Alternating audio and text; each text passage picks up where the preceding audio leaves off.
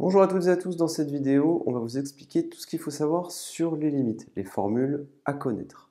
Alors, il y a d'une partie les croissances comparées, donc ça il faut retenir le vocabulaire, on appelle ça les croissances comparées, ce sont ces limites-là, et les limites usuelles que je vais détailler. Alors, les limites usuelles, quelles sont-elles? Bien, celles qu'on connaît classiquement, hein, c'est la limite quand x tend à plus l'infini du logarithme népérien de x, c'est égal à plus l'infini. Et d'autre part, on sait que la limite, quand x tend vers 0, en étant supérieur à 0, du logarithme népérien de x est égal à moins l'infini.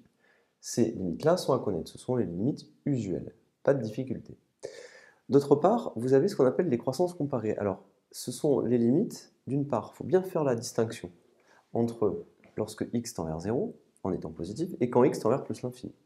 Quand x tend vers 0, on va étudier la limite de x ln de x ou de x puissance n ln de x. Alors attention, quand x, tout simplement, tend vers 0, eh bien, qu'est-ce qui va se passer? Regardez, quand x tend vers 0, ici vous avez x qui tend vers 0, et le logarithme népérien de x, lui, va tendre vers quoi? Il va tendre vers moins l'infini. Et vous vous retrouvez donc avec une forme indéterminée. Je note FI. Eh bien, on démontrera que la limite de x ln de x, eh bien, c'est égal à 0. Finalement, on lève cette indétermination. En fait, ici, on acceptera que en fait, on n'a pas à faire à cette forme indéterminée-là, on peut la lever et on le démontre. Le résultat est égal à 0. Donc, dans les vidéos qui suivent, on verra la démonstration. Évidemment, si vous mettez une puissance n, hein, eh bien, la limite de x puissance n ln de x est égale à 0, pareil. Donc cette quantité-là tend vers 0, celle-ci tend vers moins l'infini. On aurait normalement une forme indéterminée, mais nous, dans le cours, on verra qu'après avoir fait les démonstrations, que cette quantité-là tend vers 0, quand x tend vers 0 en étant plus grand que 0. Donc dans mes exercices, faites bien attention à ça, vous observez dans un premier temps, est-ce que x tend vers 0? Si x tend vers 0, c'est plutôt ce type de formule-là qu'il faut utiliser. Est-ce que x tend vers plus l'infini? Eh bien, ça sera plutôt ce type de formule-là. Alors, maintenant, ça vous l'apprenez par cœur.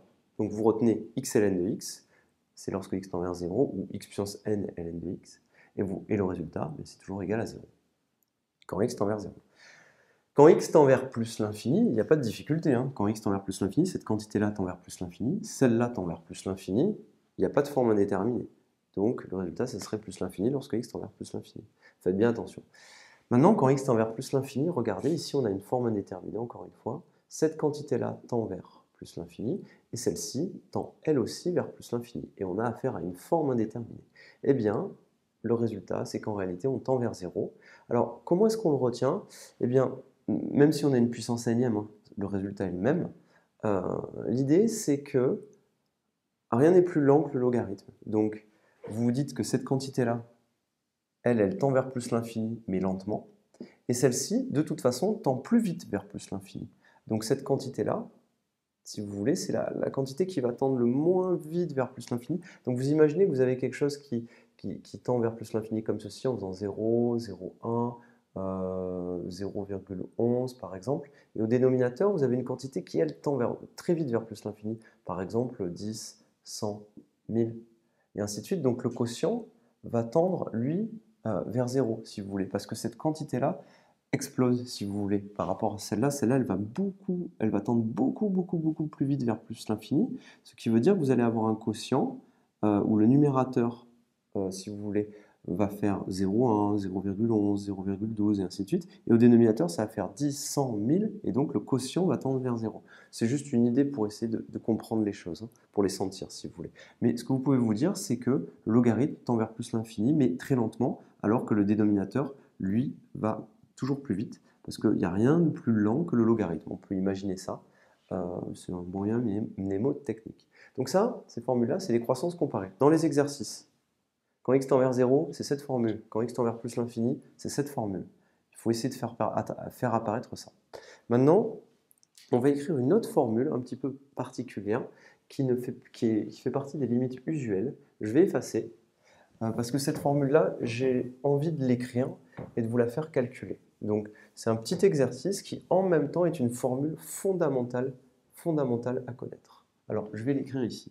On va vous demander de calculer la limite lorsque x tend vers 0 de logarithme de 1 plus x sur x. Voilà. Alors ça, c'est évidemment une forme indéterminée. Ici, le dénominateur tend vers 0. Et lorsque x tend vers 0, on obtient logarithme de 1 plus 0. Ça nous donne logarithme de 1. Et cette quantité-là tend elle aussi vers 0. Donc on a affaire à une forme indéterminée. Alors, on va poser f de x égale ln de 1 plus x. Posons f de x égale, f de x égale ln de x, pardon. Et on va examiner la dérivabilité de f en 1. Donc f est-elle dérivable en 1? F est-elle dérivable en 1?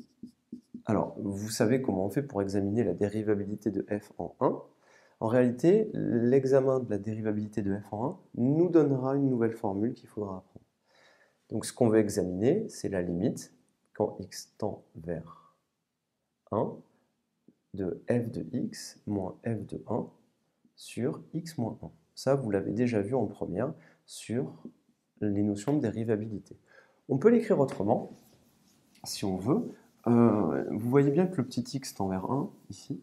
Hein, le petit x tend vers 1. Donc si vous voulez, on peut l'écrire autrement, et je trouve que c'est beaucoup plus élégant de l'écrire comme ceci. On peut examiner, lorsque h tend vers 0, la limite de f de 1 plus h moins f de 1 sur... Alors, on fera la même chose. Hein. Regardez, cette quantité-là tend vers 1 lorsque h tend vers 0. Et ici, on a cette quantité-là qui tend vers 1. Hein. Donc c'est exactement la même chose. Et je pourrais écrire comme ceci, 1 plus h moins 1. C'est la même chose. Au final, on a écrit les choses comme ceci.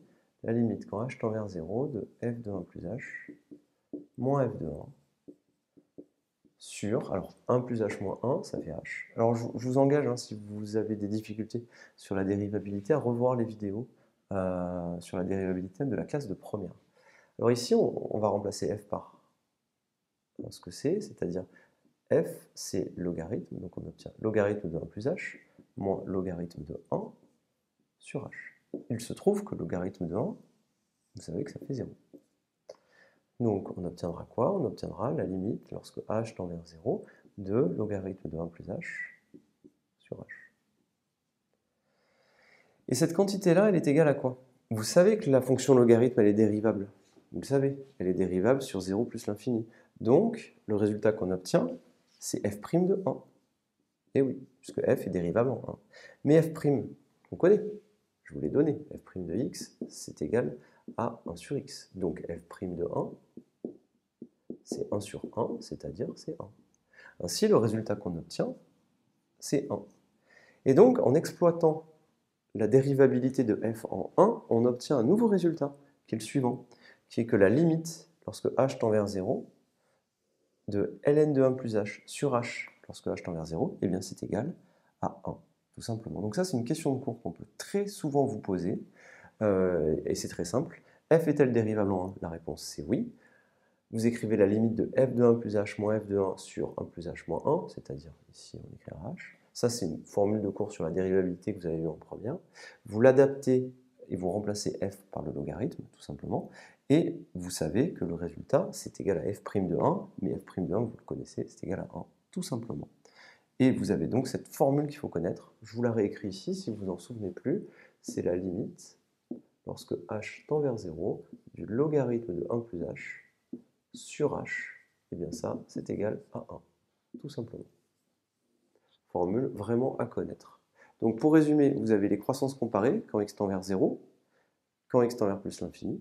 Pour s'en rappeler, eh bien c'est très simple, quand x tend vers 0, c'est la limite de x ln de x, et quand x tend vers plus l'infini, c'est la limite de ln de x sur x. Vous pouvez rajouter des puissances nème, ça ne change rien. Vous avez les formules usuelles, la limite du logarithme de x quand x tend vers plus l'infini, la limite du logarithme de x quand x tend vers 0, et puis vous avez l'idée de l'exploitation de la dérivabilité de f en 1, limite de ln de 1 plus h sur h, quand h tend vers 0, égale 1, tout simplement. Je vous remercie et à très bientôt.